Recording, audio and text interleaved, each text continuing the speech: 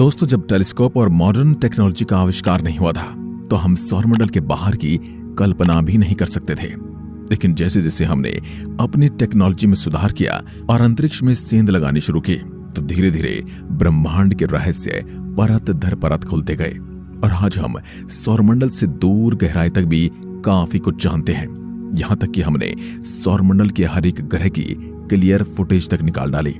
कहीं ग्रह की जमीन पर शोध अंतरिक्ष यानों को भी भेज दिया गया, जहां हम आपको सौरमंडल के हर एक ग्रह की रियल फुटेज इस वीडियो में दिखाएंगे। बात सौरमंडल के सबसे पहले और सबसे छोटे ग्रह बुध से करते हैं।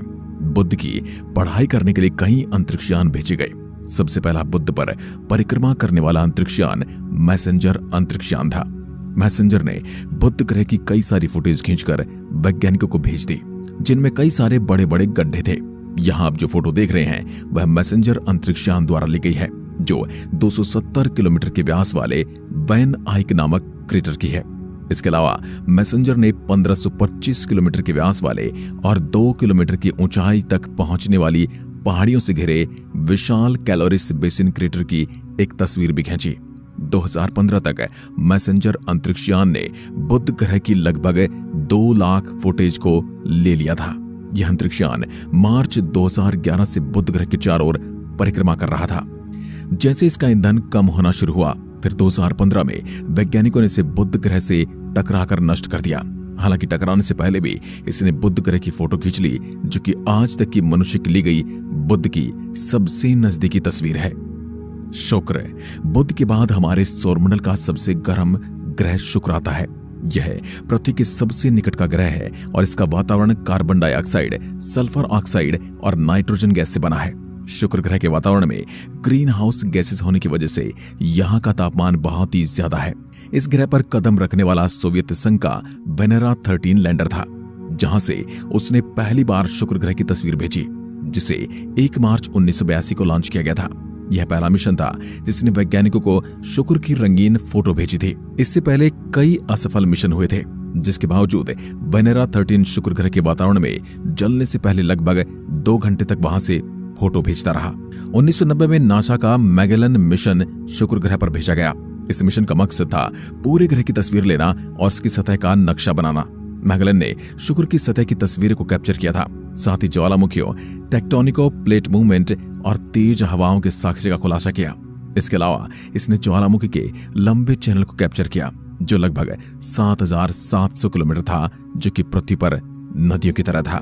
पृथ्वी सौरमंडल में अगली लिस्ट पर पृथ्वी है, क्योंकि यह ग्रह ब्रह्मांड में बहुत अनोखा है। साथ ही एकमात्र ऐसा प्लेनेट है जहां पर जीवन है। पृथ्वी की कई ऐसी फुटेज हैं जो कि काफी ज्यादा यूनिक है। आपकी स्क्रीन पर दिख रही ये फोटो नासा के moderate resolution imaging spectro radiometer द्वारा ली गई थी, जिसमें आप उत्तरी अमेरिका और चंद्रमा को स्पष्ट रूप से देख सकते हैं। और यह अगला फुटेज मैसेंजर अंतरिक्ष यान द्वारा बुध ग्रह से टकराने से कुछ समय पहले ली गई थी। इस तस्वीर के फ्रेम में पृथ्वी और चंद्रमा दोनों को देखा जा सकता है। 14 दिसंबर 2020 को नासा ने अंतरिक्ष से देखे गए कुल सूर्य ग्रहण का एक वीडियो भी लिया, जिसमें पृथ्वी पर छाया चलती दिखाई दे रही थी। मंगल ग्रह। जब से वैज्ञानिकों को मंगल ग्रह के बारे में पता चला और इस पर अंतरिक्ष यान भेजे गए, तब से शोधकर्ताओं की रुचि मंगल ग्रह में बहुत ज्यादा बढ़ गई है। अभी हाल ही के सालों में मंगल ग्रह पर कई अंतरिक्ष यान भेजे गए, जिन्होंने कई इंटरेस्टिंग तस्वीरें भेजी, जो आप देख सकते हैं। 1979 में वाइकिंग 1 ऑर्बिटर को मंगल ग्रह पर भेजा गया था, जिसने मंगल ग्रह की यह स्पष्ट तस्वीर कैप्चर की थी, जिसमें वेलेस मैरिनरिस के रूप में जाना जाने वाला क्षेत्र भी शामिल था। इसके बाद वाइकिंग 2 ऑर्बिटर लॉन्च किया गया, जिसने मंगल के दक्षिणी ध्रुव और वहां मौजूद आइस कैप की तस्वीरें ली। 2013 में यूरोपीय अंतरिक्ष एजेंसी ने वेलेस मैरिनरिस के उत्तरी क्षेत्र में स्थित हर्बस खसमा नामक क्षेत्र की कई हाई रेजोल्यूशन तस्वीरें कैप्चर की। अभी आप अपनी स्क्रीन पर जो वीडियो देख रहे हैं, यह कहीं तस्वीरों को मिलाकर बनाया गया है, जो वेलेस मैरिनस का एक उच्च रेजोल्यूशन दृश्य हमें दिखाता है। बृहस्पति। हमारे सौरमंडल का सबसे बड़ा ग्रह बृहस्पति भी वैज्ञानिकों के लिए स्टडी का विषय रहा है। 10 जुलाई 2017 को जूनो अंतरिक्ष यान ने लगभग 9012 किलोमीटर की ऊंचाई से ग्रह के प्रसिद्ध ग्रेट रेड स्पॉट की एक तस्वीर ली, जो आज तक की तूफान की सबसे नजदीकी तस्वीर है। जूनो अंतरिक्ष यान ने बाद में थोड़ी अधिक दूरी से रेड स्पॉट की एक और छवि ली। अगर आप जुपिटर के पास जाते हैं तो आपको ऐसा ही नजारा देखने को मिलेगा। बृहस्पति के ध्रुवों की तस्वीर भी काफी ज्यादा रोचक थी। वैज्ञानिकों को इससे पहले कभी भी पृथ्वी के ध्रुवों को इस तरह देखने का अवसर नहीं मिला था, क्योंकि ये पृथ्वी से दिखाई देते ही नहीं है। इन तस्वीर के माध्यम से वैज्ञानिकों को बृहस्पति के उत्तरी ध्रुव पर एक अजीब पैटर्न की खोज की, जिसमें केंद्रीय बिंदु के चारों ओर घूमने वाले 8 अलग अलग तूफानों का खुलासा हुआ। ब्रह्मांड में इस तरह के पैटर्न काफी चौंकाने वाले थे, जिसकी तस्वीरें और भी असाधारण हो जाती हैं। ये देखने पर तो आपको काल्पनिक लग सकती है, लेकिन ये हैं वास्तविक तस्वीरें। 19 नवंबर 2018 को जूनो अंतरिक्षयान ने बृहस्पति की एक और आकर्षक फोटो ली। इस तस्वीर में बृहस्पति के बादलों का ये दृश्य देखा जा सकता है और इसे देखने पर बृहस्पति को हमारे सौरमंडल का सबसे खतरनाक ग्रह माना जा सकता है। सौरमंडल के सबसे बड़े ग्रह बृहस्पति के बाद अब सौरमंडल के सबसे सुंदर ग्रह शनि की बारी है। इसके चारों ओर के छल्ले इसे और अधिक आकर्षक बनाते हैं। कैसिनी ह्यूजेंस अंतरिक्षयान द्वारा शनि की सबसे अच्छी फुटेज ली गई। 21 अक्टूबर 2002 को अंतरिक्षयान ने 285 मिलियन किलोमीटर की दूरी से शनि की एक फोटो ली, जो आप देख सकते हैं। 27 मार्च 2004 को इसने फिर से शनि की एक फोटो ली, जिसमें शनि ग्रह के एक्चुअल कलर को देखा जा सकता है। और यह फोटो बिल्कुल अनएडिटेड है, यानी कोई कभी शनि ग्रह पर जाता है तो इस फोटो में जैसा दिखता है वैसा ही दिखाई देगा।